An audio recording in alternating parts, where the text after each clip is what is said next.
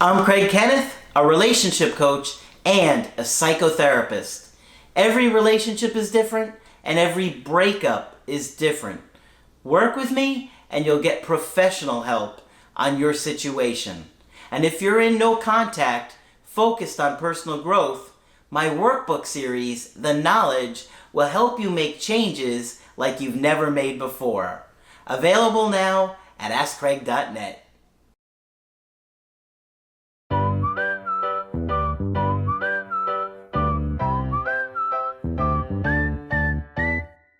Hi there, I'm Coach Craig Kenneth. And I'm Coach Victoria. And in this video, we're going to be talking to you about why your avoidant ex will fight for you. Ooh.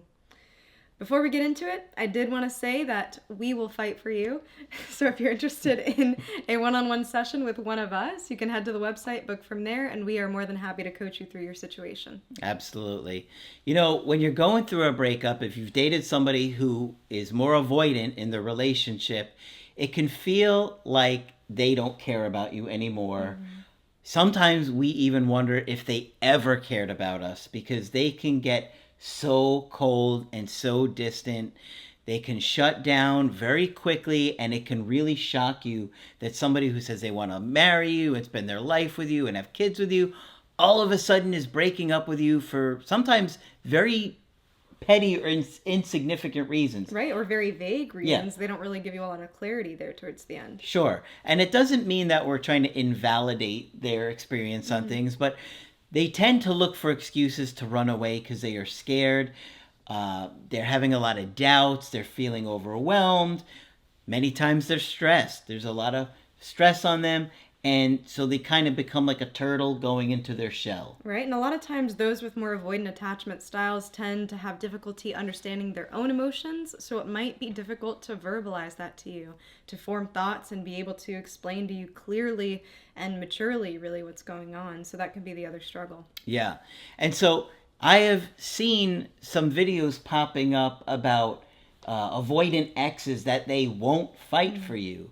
And while they might not act the same way that somebody who is anxiously attached or maybe securely attached would act, it doesn't mean that they won't fight for you. But it does mean you're going to have a situation where it's conducive to do so. Mm-hmm. In other words, if you're putting pressure on them, they're not going to fight for you because there's no reason for them to fight for you when you're fighting for them. Right. Right? It's like there has to be a real balance to the connection and a sense of loss on their side for them to fight for you. Exactly. And you have to think about how an avoidant attachment style is even developed. You know, you think back to their childhood. How did they learn to quote unquote fight? Or how did they learn to get the things that they wanted? Mm-hmm. Seems like they got to a point where they gave up because they became avoidant. And so more than likely their fighting is not going to look like protesting, like what it might look like for somebody who's more anxious, where they'll try to draw that attention. Mm-hmm. Their type of fighting will be very different. So we're going to talk about it today in this video, just to give you an idea of how those with avoidant attachment styles operate after a breakup and why you have that sense of frustration of they're not putting in effort. They didn't want this to work. Yeah. Now, why don't they feel the same way that I feel? Why aren't they fighting for this like I'm fighting for this? Yeah. Yeah. So just understand that you are going to play a big part into this puzzle or to this dynamic. Mm-hmm. And if there's any pressure from you, then they're not going to fight. Okay? So I just want to be clear up front. So if you want to put yourself in a position where they will fight for you, they need to experience the loss. They need to experience the separation anxiety from you. And the only way you're going to allow that to happen is by backing away and allowing them the space to miss you. And then that's how they fight. Right? And you have to have your eyes open to how the avoidant attachment style fights. Mm-hmm.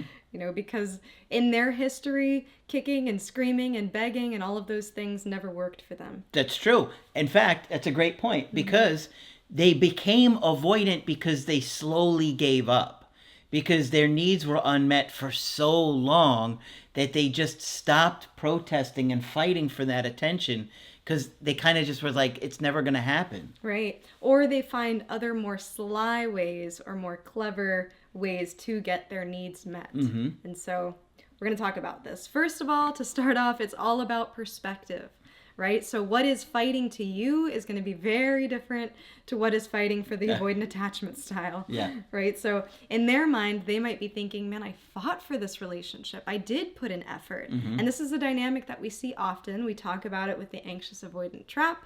If you're unfamiliar with that, watch some of our videos where we talk about it. But you see the avoidant attachment style saying, I have put in work. You're not seeing it. You're not appreciating it. And I feel depleted. I have no more to give. Yes, that's a great point. That's such a good point. I've had many conversations with people over the years where the avoidant, from their perspective, they're like, I gave you everything, and even though I felt like I was doing everything for you and I gave you more than I've given anybody else, it's not enough for you. And then, what do they say? They say, but you deserve someone who will do that for you. And they mean that. That's the thing, is like, for the anxious person, like, this is crazy. Right? I want you. Yeah. But for the avoidant, they're like, I know I'm not meeting your needs. I know that I'm not giving you what you want. And I want you to have those things. So you should go find somebody who can do it. Right. And for the anxious person, it's like, that's the last thing that I want to hear. And so much of this is relative. You know, we're talking about childhood and how that impacts the way you attach to someone. Yeah. In childhood, more than likely, those with more avoidant attachment styles were told, you're showing too much. You need too much. You know, you're way too much emotionally. You're exhausting me. Like the parent might be saying to the kid, I can't take this. Stop. Go to your room. Right. And even if they're not saying it, they're somehow getting that message because they became avoidant. And so their way of showing emotion is going to be really different. You know, they might be showing this much emotion, and to them internally, they're saying, oh my gosh, I overshared, I overdid it. And maybe they just like told somebody that they had a warm coffee for breakfast. You know? So that's an exaggeration, but just to say that things are relative. In their mind, they might be feeling like they have shared, they might be feeling like they did inform you of what you needed to know, and on your end, you're thinking, man, you haven't communicated anything. How was I supposed to know that you were, you know, feeling upset or unhappy in the relationship, or that this relationship was coming to an end? Sometimes breakups with those with avoidant attachment styles can be such a shock because it seems like they're fine for so long, and then it ends. In their mind, they're saying, well, I made that small little comment, you know, 3 months ago under my breath, and when I said when it, you were in the other room. Right? In the shower. And so, but you must have heard what I was thinking. Right? And so it'll be something small like that comes out, and in their mind, that's fighting. Yeah. So it's all really relative. Yeah.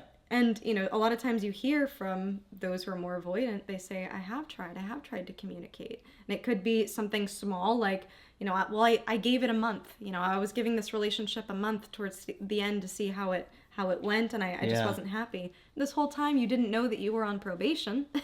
So you end up thinking, well, you know, if I would have known that you had felt this way, I would have done something different. Yeah.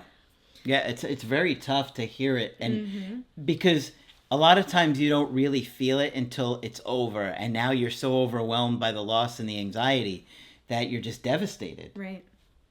You know, and it takes a lot of self-reflection to look back and say, well, were there moments where this person could have been fighting from their perspective? Yeah. You know, a question that I ask often, I know Craig asks this often, and I know Margaret used to ask this often, but thinking, well, what would your ex say if we asked them?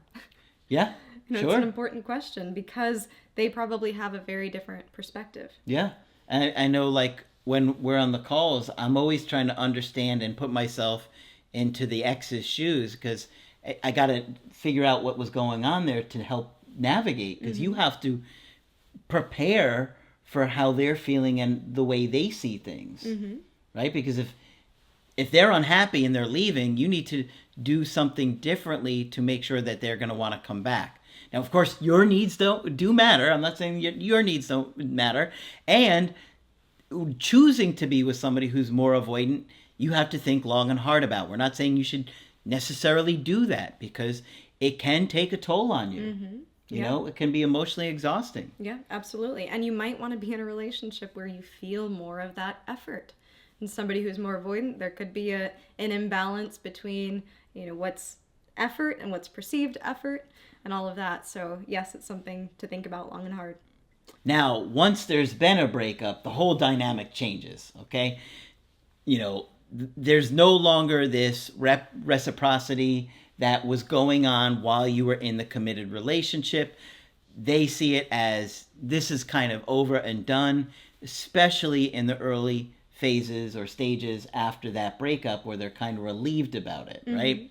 So what happens is over time, they think about things, right? Maybe begrudgingly, but for some of them, right? They do think about things. They do think about what you brought into their life. And many of you probably had them say, you treated me better than anyone else has ever done. I hear that all the time. And they mean that. Yeah. So you might be in a situation where they're thinking about how good they had it, how good you treated them. They wonder what's wrong with them. They wonder why it doesn't work. And they start to look at your social media a little bit more and there. They get sneaky, right? Then they pass by your friend's work. Then it usually escalates to the indirect direct approach, which is a term that I came up with many years ago when I kept seeing these indirect direct reaching out all the time. And it was so often about the cat that it's become a running joke. It's absolutely crazy to me. Why?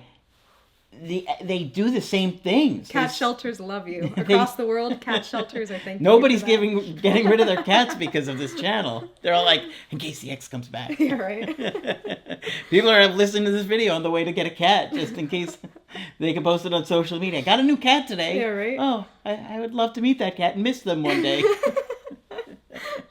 But really, if you think about it, if you have an ex who is more avoidant, or you're kind of reflecting back and thinking that they have more of an avoidant attachment style, there is a much larger barrier to entry for them to reach out to you than somebody who is secure or anxious. Yeah. So when we're talking about this concept of your ex fighting for you and the amount of effort and it all being relative, if we're putting ourselves in their shoes, them even sending out a feeler like an indirect direct is a much bigger step. Yeah. So it takes a lot more, and that can be something that's even vulnerable. Sometimes we see avoidant exes be even more direct than that. Sure. In a lot of cases, they grew up in a home where you couldn't deal with things, you couldn't communicate, you couldn't act like an adult in a mature way with communication. They were put down, pushed under the rug, their feelings were pushed aside, and so they've learned how to be indirect to survive. It's really kind of like a reaction to their environment, but it traumatized them so much that they really struggle to communicate. Now, I'm not trying to defend it. I'm not saying it's okay. I'm just trying to help you understand some of the struggles. If you're going to be with a partner like this, it's good to understand them. But why I'm saying this is sometimes they come back and act like nothing even happened. And you should hear all the people that I talk to, that once you start talking to them, even just for a little bit, they start telling you what's been going on with their life the last 5-6 months, sometimes longer, sometimes less, whatever. Like nothing. All the things that you wondered about where they were at, what they were doing, they just tell you it. And you're just like, I can't believe they're telling me all this information that I've been wondering what's going on in their life. Yeah. And sometimes it can really shock you how vulnerable they can be. So this is what I'm talking about, where it takes a lot more out of them for them to be that vulnerable. But once you get to a trusting place with them, you might be surprised. And you were a person that was close to them. So, this is all in context. Yeah. And it might sound crazy, but for them, that in a way is fighting for you by being vulnerable and opening up. It's not in the way you might expect it, but it's a way that somebody that struggles with these kind of attachment issues tends to respond. Right. And, we've sat down with many avoidants, and we go through sometimes people's messages with their ex, and we kind of, scan them, give our feedback, whatever it might be. And while we're not completely unbiased people, because we're human beings, I will tell you sometimes it's so shocking to see the interpretation that a lot of avoidants have of some of these messages and also of their own messages. Yeah. Sometimes they will send, one-worded kind of responses, and they'll say, oh man, I think that was too much. I think I overwhelmed them. And, That's I'm just true. like, what? They had sent you paragraphs. So it really is all about perception. Yep. And I'm not here to say that there's some sort of perfect way to respond or perfect way to define what's fighting for you or not. But just to kind of keep your eyes open and to reflect back into your own situation, take all things into account, take your partner's attachment style into account, and, try to see how this person did show up for you, how they might see how they've shown up for you. Absolutely. And ultimately, if it's going to get repaired, you're both going to have to communicate. You're both going to have to discuss what you're needing and what you're looking for. Now, I'm not saying to do that right away.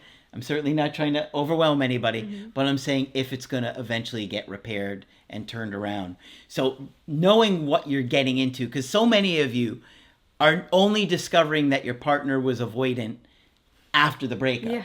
Yeah. So educating yourself is a major component of being able to be with them again and deciding for yourself what is acceptable or unacceptable to you, because nobody's perfect, and anxious people aren't perfect either, certainly. And you got to work on your issues if you were anxious, or even if you were avoidant and dating another avoidant, right? Right. But good. I was just going to say, and I also just want to be clear for everyone out there that we're talking about these little signs and things like that you can see your avoidant ex fighting. We're not saying that this is a reason to reach out to them and say, I see that you're fighting for us. No. Our own way. No. We don't want to be enabling of any kind of behavior. We really think that's what's needed to make a healthy relationship work. So just to be clear, we're not saying see these things and reach out. We're just saying notice these things for yourself to kind of give you some insights on your own situation. Absolutely. So hopefully this one's been helpful to you. And of course, if you want to get our help personally, you could do that on my website, askcraig.net. I do email coaching and I do Skype. Coach Victoria is also available for Skype coaching. I'm here whenever you'd like to chat. Just click on her name on the top of the website to schedule with her. But that's it for this video. I'm Coach Craig Kenneth. And I'm Coach Victoria. And we will talk with you soon.